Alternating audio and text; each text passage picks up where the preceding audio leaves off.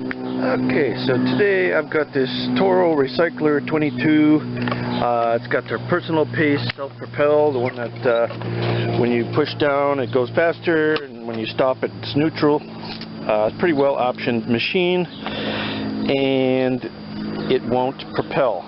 And I've already looked at the issue, and the issue is the belt is jammed on the pulley and seems shredded. So I'm going to replace the belt. This is a pretty typical do-it-yourselfer Johnny homeowner fix, and I'll show you how I do it. So on this particular model, when I tip it, I'm going to be tipping it up to that side. The oil dipstick tube will be facing down, and the air cleaner will be facing up, along with well, the gas cap. This one's still in pretty good shape. The rubber's still pretty good on there. If it wasn't, I've seen a guy put a plastic bag and then seal it in there, and that kind of helps you along.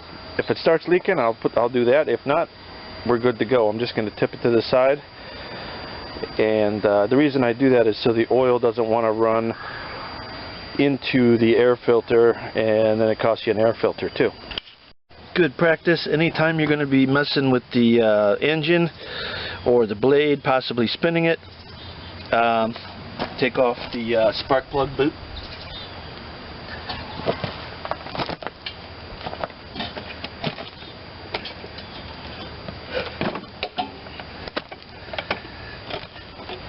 And get that out of the way so it can't fire in case it was to fire.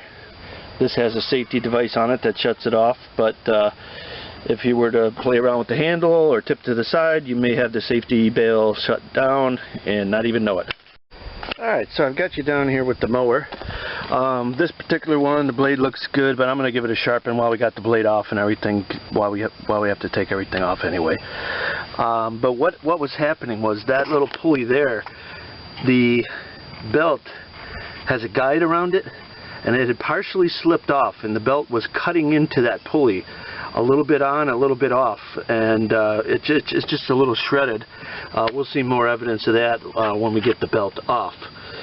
But the belt on this one, it's not terrible, but there's a little bit of stuff that has to come apart because it does have this belt guide on there, and there's not an easy way to get it off. You can't slip it past the guide. You have to take the guide off. So I'll show you how we do that. Get this blade out of the way.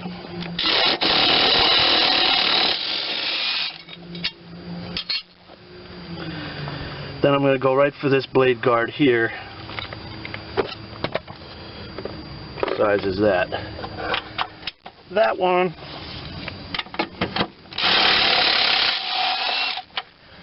And those are actually the motor mount bolts, it feels like. They're fairly sizable, so be aware of that. Now we got our belt guard off. It's a good idea to take this off, and if it's not already greased, this one has anti-seize in there, copper anti-seize. If it's not already put it on, because once that seizes, you'll never get it off. If you needed to replace this, you're not going to have any luck.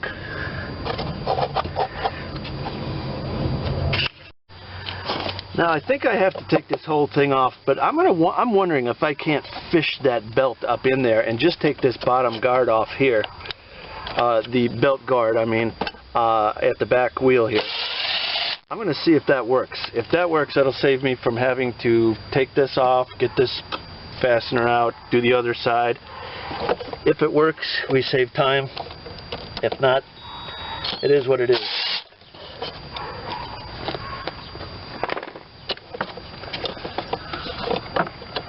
Yeah, that's not what holds that on at all. It must have another fastener from the top. I thought these screws went all the way through. No dice. Now up here at the handle, this one is not that one is the kill switch. The other one, get you around back actually, it's this one. This one, I'm going to take out of its holder. I'm wondering if this whole assembly, and I'm going to take this out,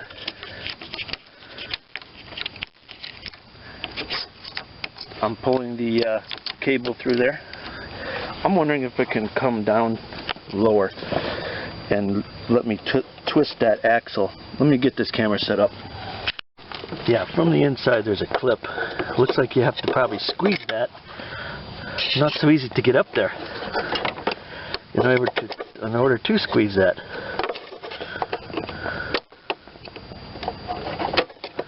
Got one side. There, the other side came out by itself. I'm wondering if I can flip this thing around and get those screws that I have to get at without taking the whole works apart here. Doesn't look like it happens that easily. I'll just take this plastic cover off like I'm supposed to.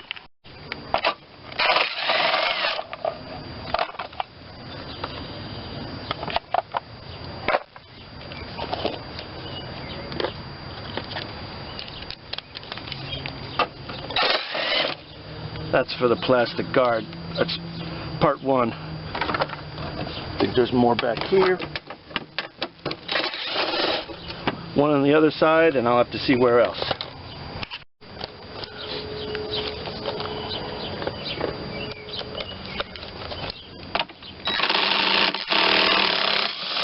Wow, was that on there?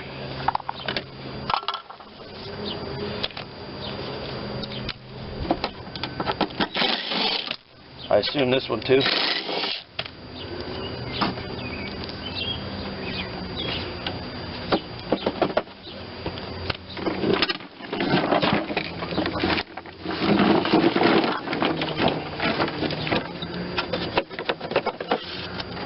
This one, of course, and more from the top. Yes.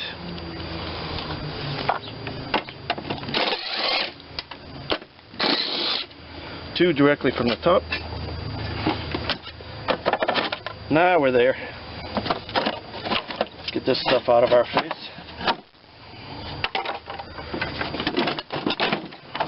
Now I'll bring you down here so we can get a good look what's going on here. Okay, the reason it was necessary to take that off is so this can pull out. Now I can get at the screws, take this cover off, and this belt guard off. And it looks like it's a Robertson number 2 screw. Let me find that, I'll be back with you.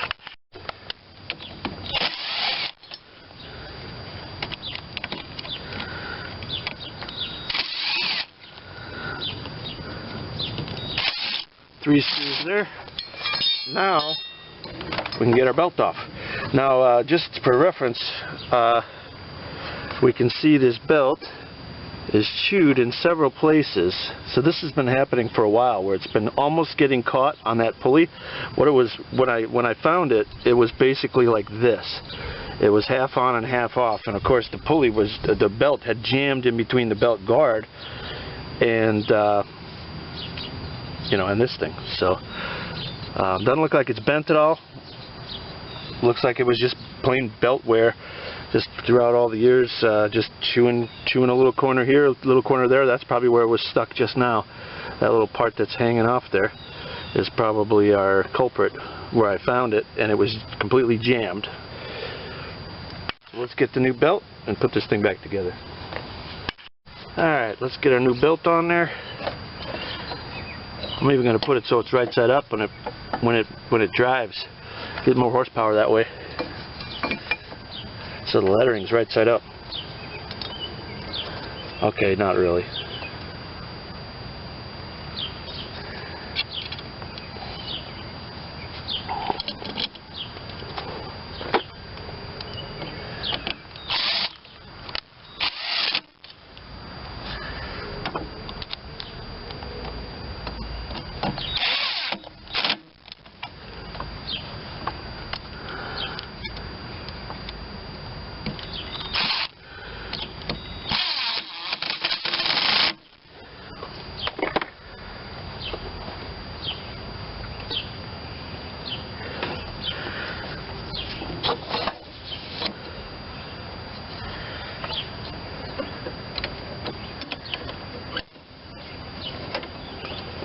I'm going to put that up through the hole now.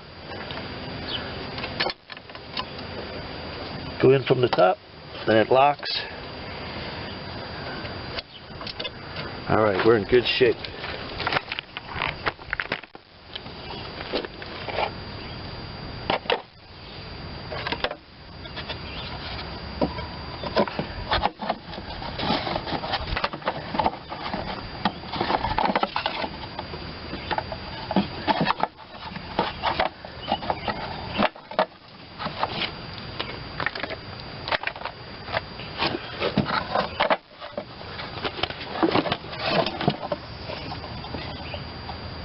Get our two from the top here. Get it lined up somewhat close.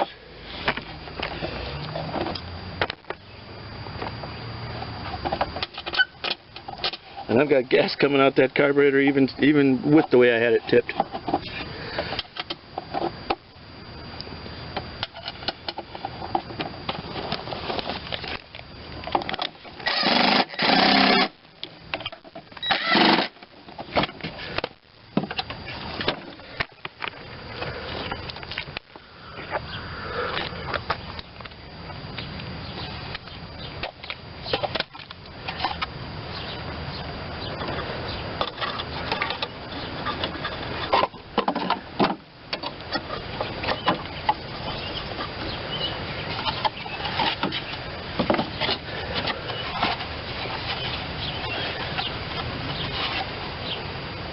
Pretty sure that piece had to go on first. There we go. You just got to work it around a little bit till everything lines up.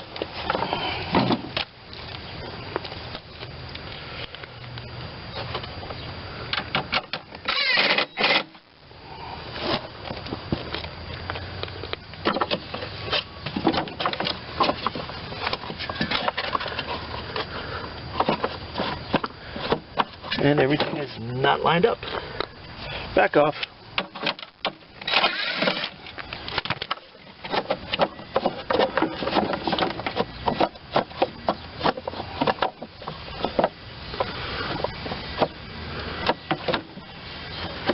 Oh, I'm on the wrong side of it. I'm on the back side of it. There we go. Now she's good. All of a sudden, it all makes sense.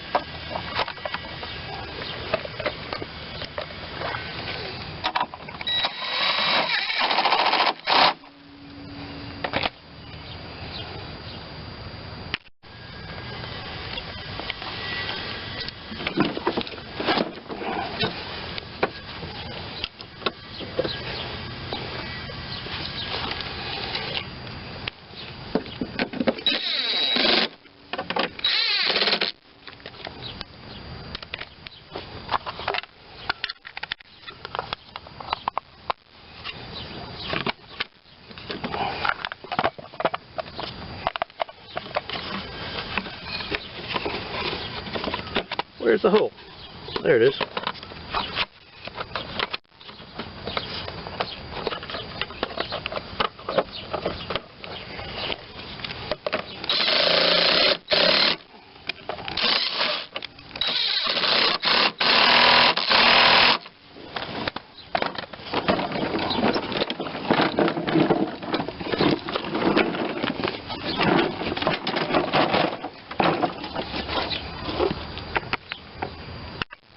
And as I mentioned before, this one has a good healthy coating of anti-seize, which is why it came right off. You can put grease, whatever you got. That's keyed. Find the keyway.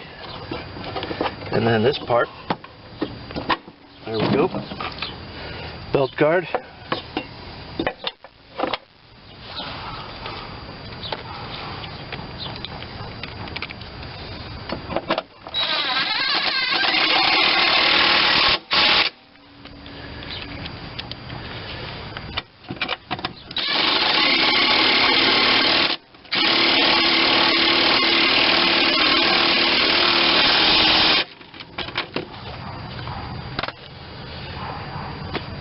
And then let's pretend we put the blade on now.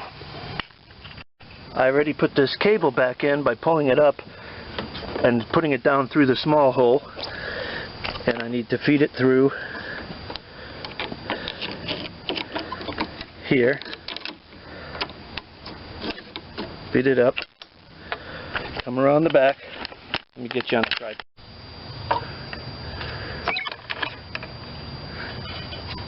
Put that back into here. And then what I've got to do is adjust this using this handle here. I've got to adjust it. Okay, so most people watching this video probably own this mower or have a mower like this, but the way this self-propel works is the more you push down on that, the faster it'll go. And then when you release it, it'll go back up into neutral. And you could, you know, it's just a matter of how much input you put into this personally that make the self-propel work. Now, one of the ways this is adjusted, well, the only way it's adjusted, is right here. You can slide this up and down and then lock it into a certain position. If you make it too tight, it's always going to want to go. If you make it too loose, you're going to have to push the mower too much, negating the effects of the self-propel. So what I'm doing is I'm just looking for the dirt line where this one was. I'm going to put it right about there. A smart thing would be to use a marker or whatever, but let's see if that feels right. And then what you want is this to always shut the mower fully off. You know, when you get it down, you know, an inch or two, I'm sure there's a specific measurement in the Toro manual, but you know, you don't want to be maxing it out just to get it to go. You want it to go maybe right about there, a quarter of the way into its travel, half of the way, whatever, till it feels comfortable for you. You just don't want to have to push too much down to get it to go. And I'll do that once I get the blade back on for myself here. It's no good running it without the blade because that pulley has nothing holding it up and the belt could shred out right now. So I'm going to get my blade sharpened and I'll run a little test. Okay, so I got the blade back on. I actually just gave this one an oil change too while I was at it. Just give it the whole service. I could still use an air filter, but I don't have one. But I just want to demonstrate how this is supposed to work.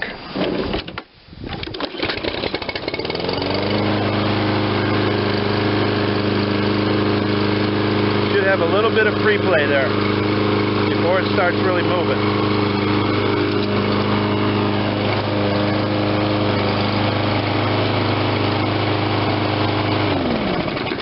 And every time, you know, you don't want it. I got this one set a little tighter than I normally would have, but it's got a brand new belt on it, which is going to stretch in just a hair. A short belt like that won't stretch a ton, but it'll give me a little more play. Like I'll probably be down, right now I can feel it grabbing pretty good there. It'll probably be grabbing more down there once it wears in fully onto that new pulley, or onto that existing pulley that's in there. They get just a little bit of stretch and they get a little looser, so you don't want to really send it out too loose. Then the person might claim the propel isn't working properly. Then you get a call back. Anyway, I hereby declare this Toro mower Wildwood certified.